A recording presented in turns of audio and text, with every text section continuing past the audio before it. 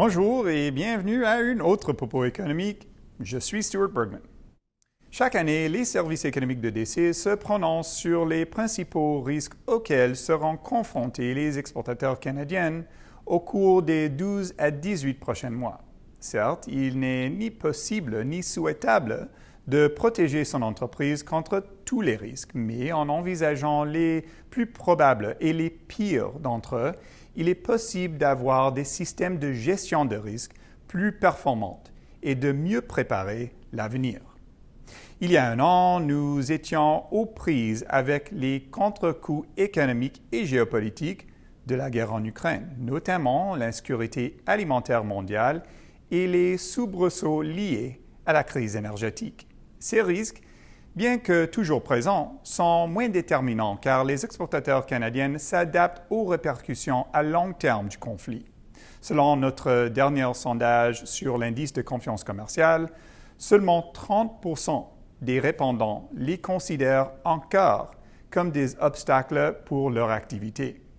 En outre, même si la sécurité alimentaire reste un enjeu majeur pour de nombreux importateurs de denrées alimentaires, l'indice des prix des aliments de l'Organisation des Nations Unies pour l'alimentation et l'agriculture a reculé de 25% depuis 2022. Toutefois, la moindre escalade dans l'intensité du conflit changerait certainement la donne. Pour l'heure, la plus grande menace qui pèse sur les exportateurs canadiens provient avant tout de l'atonie de l'économie mondiale à un moment où l'on cherche à revenir à une situation normale après la pandémie de COVID-19. La hausse vertigineuse des taux directeurs des banques centrales au cours de l'année et demie écoulée, ainsi que les secousses qu'elle a entraînées sur les marchés des capitaux, vont provoquer un assèchement du crédit au cours des prochains trimestres et peut même inciter une récession économique grave au niveau mondial, surtout si les prêteurs resserrent encore les conditions de financement. Selon nos calculs, une telle éventualité amputerait le PIB mondial de 1 à 2 % de façon permanente. Ce scénario, jugé peu probable pour l'instant, fragiliserait les ménages et les entreprises qui se sont abreuvés des prêts aux taux ridiculement bas au cours de la dernière décennie. Maintenant que les taux d'intérêt et les taux de rendement des obligations remontent et que la liquidité se tarit à mesure que s'éloigne la pandémie, les emprunteurs se retrouvent au pied du mur, faisant croître le risque d'une vague de défauts chez les entreprises.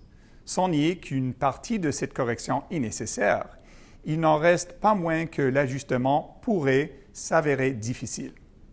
La dette publique s'est également alourdie ces dernières années, les pouvoirs publics s'efforçant d'amortir le choc de la pandémie, de ne pas se laisser dépasser par l'envolée des coûts liés au système de santé, de doper leurs dépenses d'armement en raison de l'incertitude géopolitique et d'affronter de nouveaux défis comme les changements climatiques. Tout ceci fait planer le spectre de nouvelles crises de la dette souveraine. On observe déjà des pourparlers prolongés en vue de renégocier la dette de certains pays à haut risque, ce qui place ceux aux revenus les plus faibles dans une situation de plus en plus délicate. Il en résulte une forte volatilité des prix des actifs et le secteur bancaire pourrait ne pas en sortir indemne, comme nous avons pu le voir en mars dernier lors de la faillite retentissante de plusieurs banques américaines. Toute perte de confiance ou libération des esprits animaux accroît le risque d'une fuite des dépôts et une crise bancaire locale peut prendre des proportions mondiales. Certains risques sont cycliques par nature, d'autres sont plutôt des tendances à long terme, comme dans le cas de la démondialisation. Notre scénario de base ne prévoit pas de bouleversement de notre système de commerce international, mais le risque de fragmentation géopolitique n'est pas à négliger. C'est un fait que l'antagonisme croissant des grands blocs économiques mondiaux adore ait déjà donné lieu à des représailles réciproques dans le domaine des technologies industrielles stratégiques. Les liens commerciaux et d'investissement qu'a tissé le Canada dans certaines régions à forte croissance du monde pourraient également subir les répercussions de ces changements. Il y a aussi un autre risque connexe, les perturbations de la chaîne d'approvisionnement et les pénuries de main-d'œuvre. Dans le premier cas, les tensions se sont relâchées depuis un an, devenant même inférieures à celles observées avant la pandémie, mais l'actualité récente est venue nous rappeler la fragilité des réseaux de production mondialisés dont nous dépendons. Par ailleurs, de nombreuses entreprises canadiennes éprouvent des difficultés à embaucher du personnel qualifié. C'est le cas de près de 90% des répondantes de notre ICC. Conclusion, les risques économiques et géopolitiques semblent entretenir une relation plus étroite que jamais.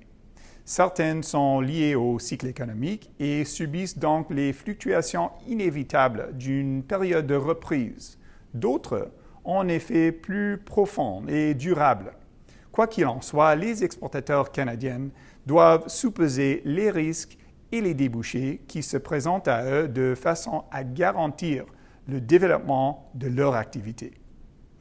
Cette semaine, nous tenons à remercier Ian Tobin, gestionnaire du Centre d'information économique et politique, et s'il vous plaît, n'oubliez pas que votre avis est très important pour les services économiques de DC.